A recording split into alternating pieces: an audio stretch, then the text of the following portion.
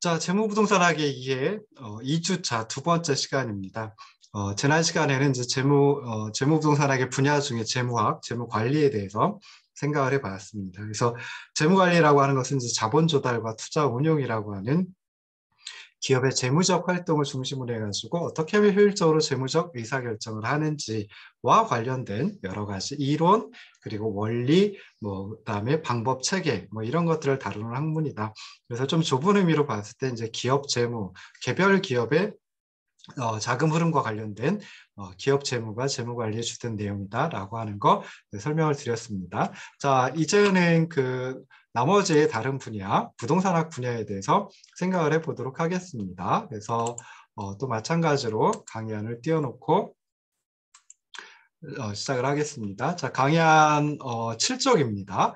부동산학이라고 하는 게 나와 있습니다. 자, 부동산학이라고 하는 것은 토지, 그리고 토지의 정착물을 대상으로 해서 물적인 측면, 법적인 측면, 금융적인 측면, 이런 여러 가지 측면을 기술하고 분석하는 학문 분야이다라고 벌써 이제 1981년, 그러니까 지금부터 40년 전에 링이라고 하는 학자하고 다소라고 하는 학자가 이제 제시를 했습니다.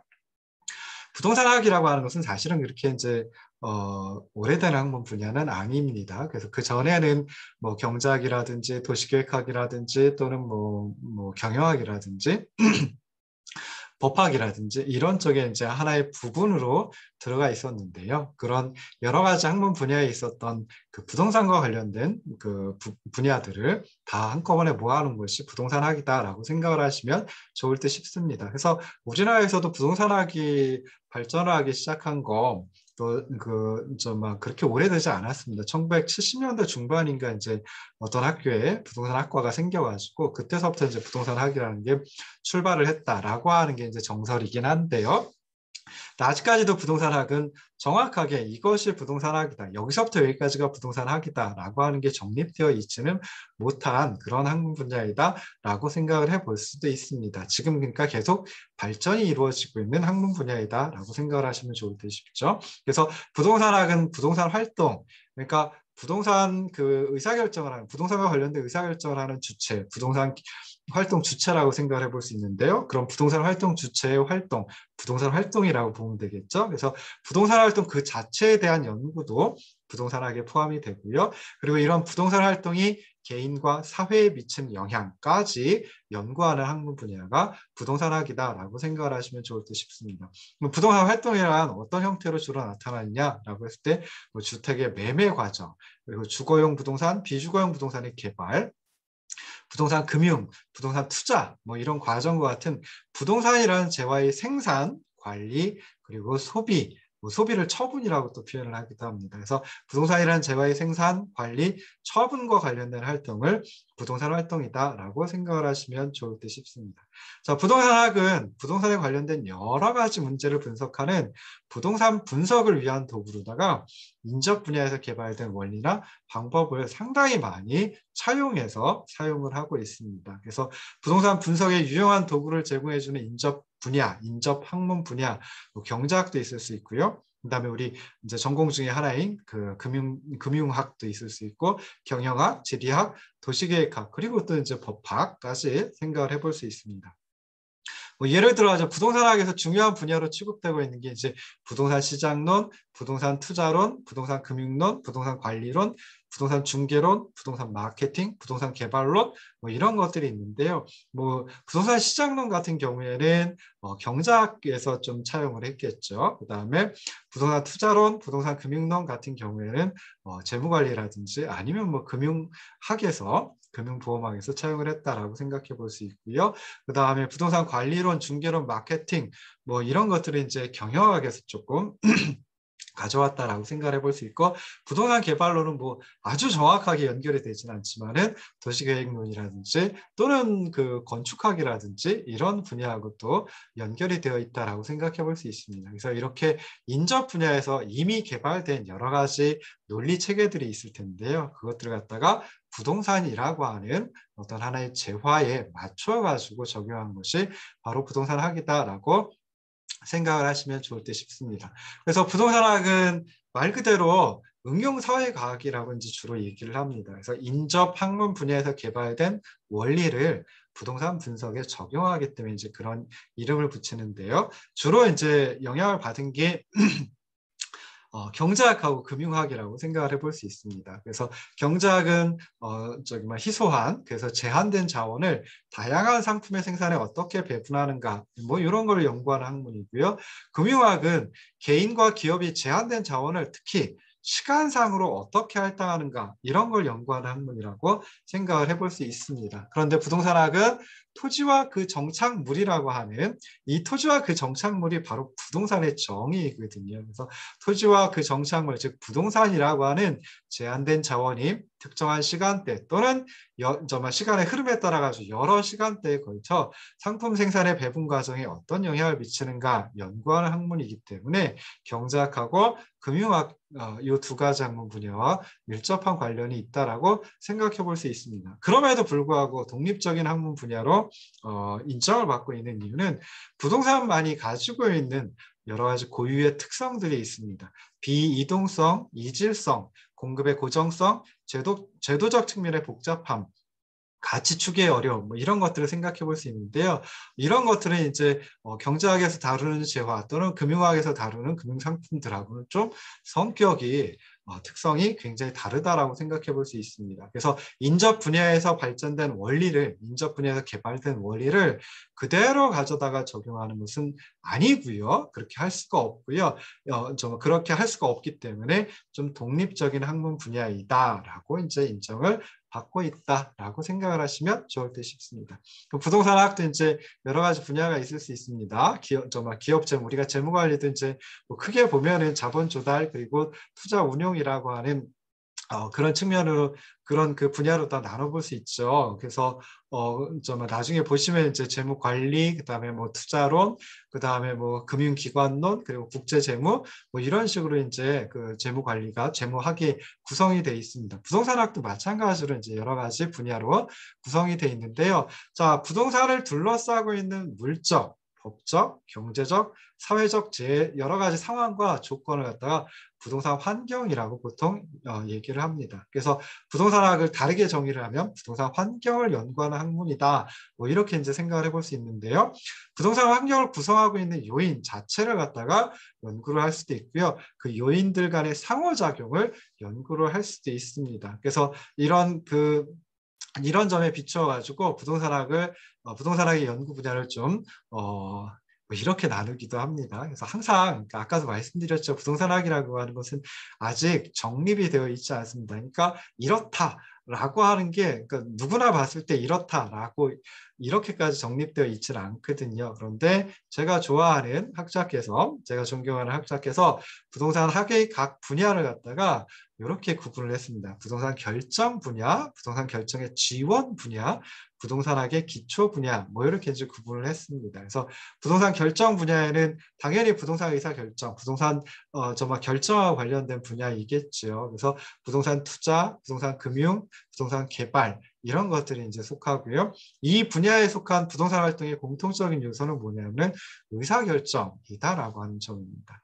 자, 부동산 결정을 한다, 의사결정을 한다, 부동산과 관련된 의사결정을 한다라고 하면은 그에 수반되는 여러 가지 또 고려하고 고민해야 될 것들이 있죠. 그래서 그런 부동산 결정의 지원 분야에는 부동산 마케팅, 부동산 평가, 부동산 관리, 부동산 컨설팅 뭐 이런 것들이 이제 속합니다. 그리고 이 분야에 속한 부동산 활동은 의사결정자에게 또는 의사결정을 함에 있어서 좀 전문적인 서비스를 제공하는 그런 지원 기능을 수행한다라고 생각을 해볼 수 있습니다. 자, 마지막에 이제 부동산학의 기초 분야인데요.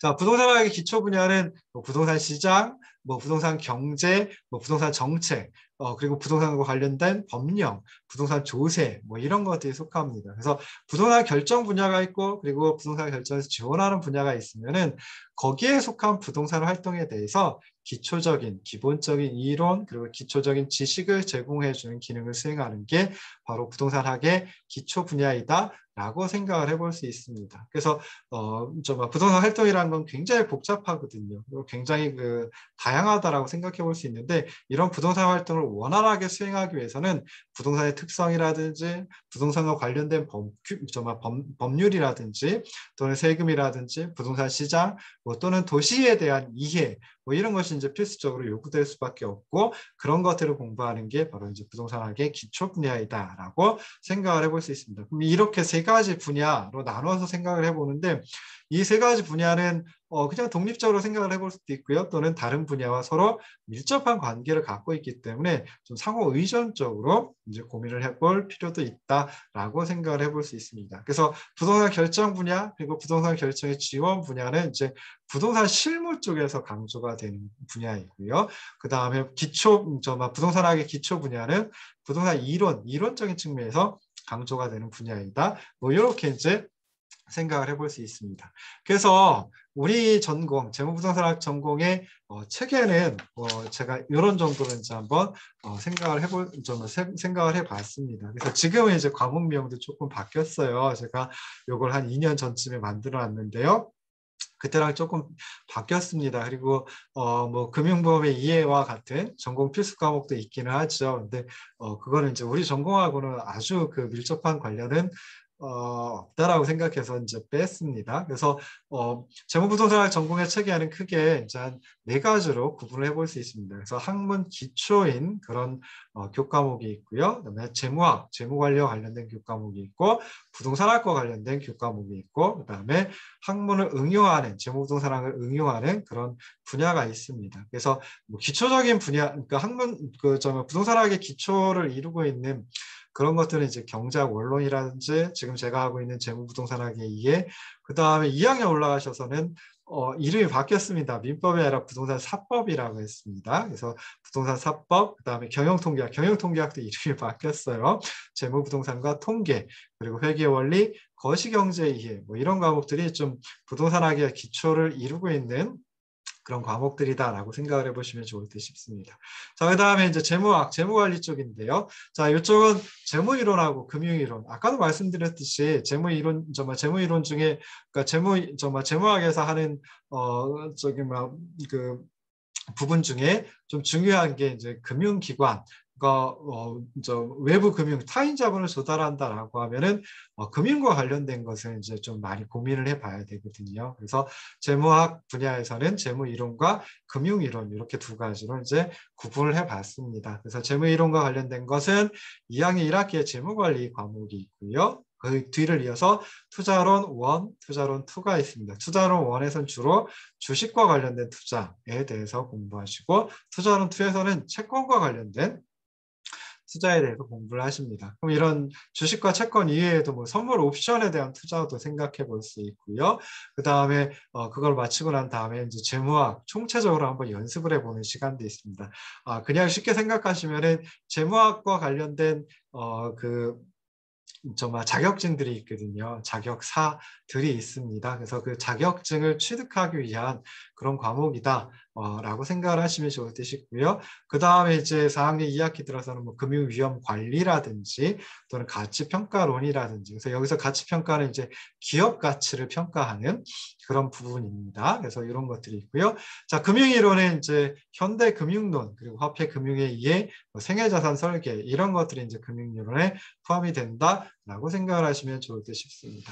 자, 부동산학은 아까 기초 분야, 학문 기초 분야, 결정 분야, 결정의 지원 분야 이 3가지로 나눠볼 수 있다 그랬죠. 그래서 제가 또 우리 전공의 그 교과목들을 이 3가지 분야에 맞춰가지고 한번 나눠봤습니다. 그래서 학문의 부동산학의 기초 분야에는 뭐 부동산 경제론, 부동산 조세론, 부동산 공법론, 부동산 공시법, 부동산 정책 분석, 부동산 계획론, 부동산 도시계획론으로 이름이 바뀌었습니다. 그리고 이제 4학년 1학기에 부동산학과 관련된 자격증들도 여러 가지 있거든요. 그래서 그것들을 좀 공부해 보는 시간, 부동산학 연습이라는 과목을 하나 개설을 해놓고 있습니다. 자, 부동산학의 결정 분야와 관련해서는 부동산 금융투자론 그리고 부동산 개발론 두 과목이 있고요. 결정의 지원 분야에 대해서는 부동산 중개활동론, 그다음 감정평가론, 부동산 마케팅론, 부동산 자산관리론 뭐 이런 것들을 이제 생각을 해볼 수 있습니다. 자, 이렇게 해가지고 열심히 재무학 그리고 부동산학을 가서 공부하고 난 다음에는 이걸 좀 응용을 해야 되겠죠. 그래서 지금 표에는 산학연계학 1, 2로 돼 있는데요. 이게 이제 이름이 바뀌었습니다. 그래서 캡스톤 디자인 1, 2로 바뀌었습니다. 그래서 우리가 배웠던 거, 재무학하고 부동산학 배웠던 거, 그걸 종합적으로 응용해가지고 한번 프로젝트 활동을 하는 것. 3학년 2학기에 이제 캡스톤 디자인 1 과목이 있고 4학년 1학기에 캡스톤 디자인 2 과목이 있습니다. 그리고 이제 4학년 2학기에는 시사 재무 부동산이라는 과목을 통해 가지고 또 그동안 배웠던 재무학하고 부동산학 이것을 이제 시사에 한번 응용을 해보는 그런 시간도 가지고 있습니다. 그래서 우리 그 재무부동산학 전공의 커리큘럼이라고 보통 부르죠. 교과 과정은 이렇게 이루어져 있다라고 이제 생각을 하시면 좋을 듯 싶습니다. 자, 여기까지 하면 이제 첫 번째 강의안이 다 끝났어요. 한 10분 정도 남았습니다. 그냥 쉴 수는 없죠. 그래서 두 번째 강의안으로 넘어가 보도록 하겠습니다. 자, 두 번째 강의안은 이제 재무이론 두 번째 강의에서부터는 이제 재무이론에 대해 설명을 하고 있습니다. 그래서 재무이론, 재무관리, 재무학 여기에는 핵심 주제가 크게 한 4가지 정도가 있어요. 그래서 그 4가지 주제에 대해서 이제 주로 살펴보는데요. 기업 재무의 의미, 그다음에 재무관리자의 역할, 그리고 재무관리의 목표, 뭐 이런 것들을 요 두 번째 토픽 재무이론의 의미에서 한번 생각을 해보도록 하겠습니다. 자, 그러면 이제 기업 재무가 무엇인지, 뭐 기업 재무의 의미, 뭐 이런 것들에 대해서 이제 한번 생각해 봐야 되는데요.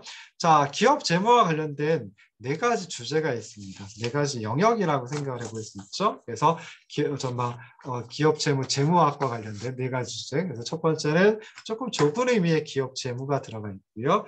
두 번째 투자론, 세 번째 금융기관론, 그 네 번째 국제 재무. 이 4가지가 바로 이제 재무 이론과 관련된 영역 또는 주제이다라고 생각을 하시면 좋을 듯 싶습니다. 그래서 기업 재무에 대해서 이제 조금 전에 살펴봤었죠. 그래서 자금 조달 그리고 투자 운용에 관한 의사결정을 좀 학습하는 영역이다라고 생각을 하시면 되고요. 근데 기업 재무가 꼭 기업과 관련된 내용에 국한되는 것은 아닙니다. 그래서 기업의 경영 재무와 관련된 것에 좀 한정되어 있지는 않고요. 이걸 통해 가지고 우리 이제 개인의 어떤 재무 활동에도 응용을 해볼 수가 있어요. 그리고 또 하나 생각해 볼 수 있는 게 이제 공공기관 또는 정부의 재무 활동에도 응용을 해볼 수가 있겠죠. 그래서 그런 것들까지도 포괄한다라고 생각을 하시면 좋을 듯 싶습니다. 자, 두 번째 주제 또는 두 번째 영역은 투자론입니다. 그래서 투자론에서는 주로 금융자산의 가격 결정 요인, 금융자산 투자의 잠재적 리스크 그리고 그에 대한 보상, 금융자산의 포트폴리오 투자 뭐 이런 것들을 갖다 이제 학습하는 영역이다라고 생각을 하시면 좋을 듯 싶은데요. 자, 투자와 관련된 여러 가지 이제 직업들이 있어요. 그런 분들은 이제 투자론 쪽을 갖다가 투자론이라는 주제를 상당히 좀 잘 공부하면 열심히 공부하면 좋겠죠. 뭐 여러분들도 이제 나중에 이 투자와 관련된 직업에 종사하는 분들도 많이 계실 겁니다. 그래서 어떤 것들이 있느냐, 고객에게 투자 종목 그리고 매매 시점 뭐 이런 것들을 조언해주는 주식 중개인, 주식 브로커, 그러니까 증권회사 직원이라든지 증권회사 펀드 매니저라든지 뭐 이런 그 직업이 있을 수 있고요. 그 다음에 투자자를 위해서 자금을 운영하는 포트폴리오 매니저도 이제 생각해 볼 수 있습니다. 그리고 개별적인 투자 대상을 분석해 가지고 이 가격이 적정한지 그렇지 않은지를 판단하는 증권 애널리스트 뭐 이런 직업들이 이제 있다라고 생각을 해볼 수 있습니다. 자, 세 번째 주제, 세 번째 재무 이론의 영역 또는 재무 이론의 주제는 금융기관론이다라고 생각해 볼 수 있습니다. 그래서 금융기관론은 은행이라든지 보험회사와 같은 금융기관의 역할을 주로 이제 학습하는 영역이다라고 생각을 하시면 좋을 듯 싶어요. 은행이나 보험회사 같은 금융기관들은 이제 자금을 빌려주는 거죠. 기업에게 자금을 필요로 하는 기업들에게 자금을 빌려주게 됩니다. 그럼 그 기업, 개별 기업의 좀 재무 구조가 건전한지 그렇지 않은지 뭐 이런 것들을 평가를 해야 되고요. 그 다음에 보험과 관련해서는 특정한 위험을 감수해야 하는 보험 상품의 보험료 뭐 이런 것들을 결정을 해야 되는데 이것과 관련된 걸 금융기관론에서 배운다라고 생각을 하시면 좋을 듯 싶습니다. 자, 우리 전공에서도 예전에 금융기관론이라고 하는 과목이 있었어요. 그런데 우리 전공이 이제 재무이론하고 그리고 부동산학을 한꺼번에 하다 보니까 금융기관론까지 이렇게 그 교육과정에 넣는 건 좀 힘들다라고 해가지고 그리고 또 하나는 학생들이 이제 좀 어려워하는 그런 부분도 있었습니다. 그래서 이제 교육과정에선 조금 뺐는데요. 요거 그 경영학과에 가면 경영학과에도 재무관리 전공이 있습니다. 우리처럼 그 재무부동산학 전공이 아니라요. 경영학 중에 그러니까 경영학 전공이 있는데 거기에 이제 좀 작은 전공으로 재무관리도 이제 포함이 되거든요. 그래서 거기서 이제 금융기관론을 이제 수강하실 수 있습니다.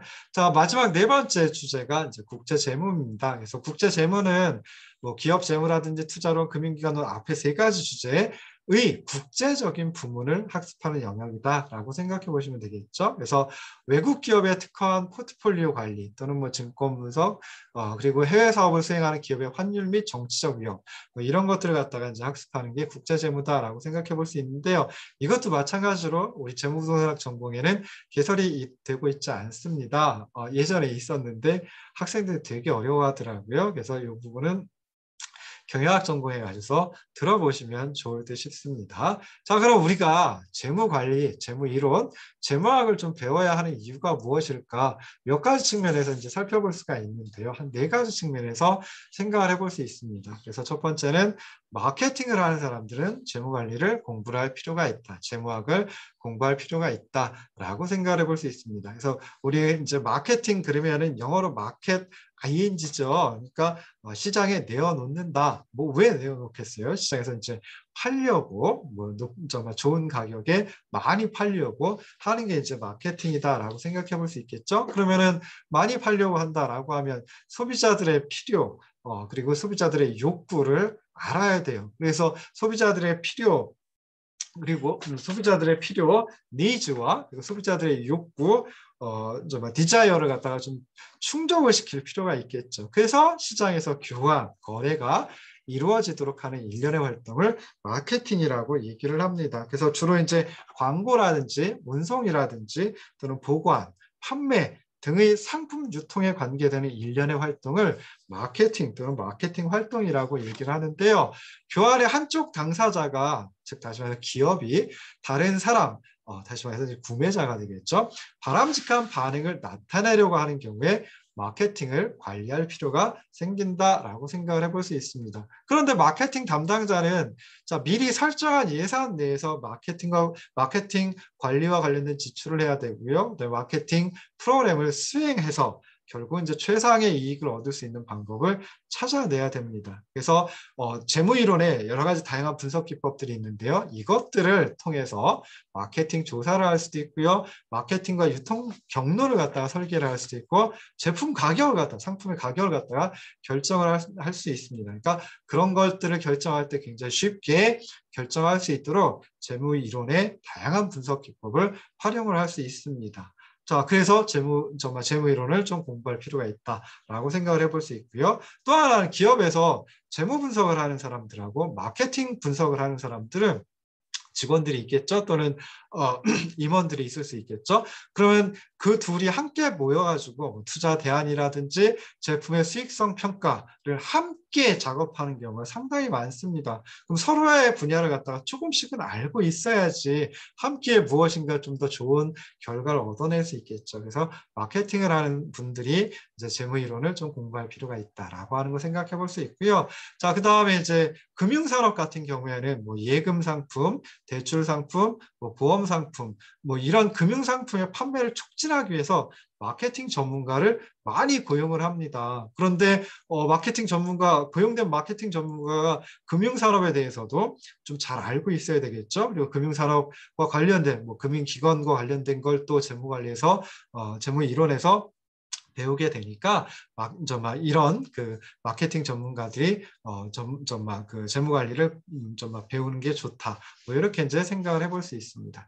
자, 두 번째는 이제 회계 담당자의 입장에서도 재무는 좀 필수적으로 공부해야 될 부분이다라고 생각을 해볼 수 있습니다. 특히나 큰 기업, 대기업 말고요. 중소기업 같은 경우에는 회계 담당자가 전통적인 회계 업무뿐만이 아니라 재무 의사결정까지 한꺼번에 수행하는 경우가 많이 있습니다. 그리고 계속 금융업이 발달을 하고 있죠. 뭐 금융상품도 새로운 것들이 속속 쏟아지고 뭐 그래요. 그러면서 점점 더 복잡해지고 있거든요. 그래서 회계 담당자 입장에서는 이런 재무 의사결정을 할 때 필요한 새로운 형태의 금융계약이 무엇을 의미하는지, 그리고 그 계약이 재무 상태 또는 재무 제표에 어떤 영향을 미치는지 이것들을 함께 알 수 있어야 좋거든요. 그래서 재무 관리를 좀 재무 이론을 배우는 게 공부하는 게 좋다. 뭐 이렇게 이제 생각을 해볼 수 있습니다. 그래서 회계 담당자가 재무 이론을 좀 잘한다, 잘 많이 공부했다라고 하면은 그러면은 어떤 정보가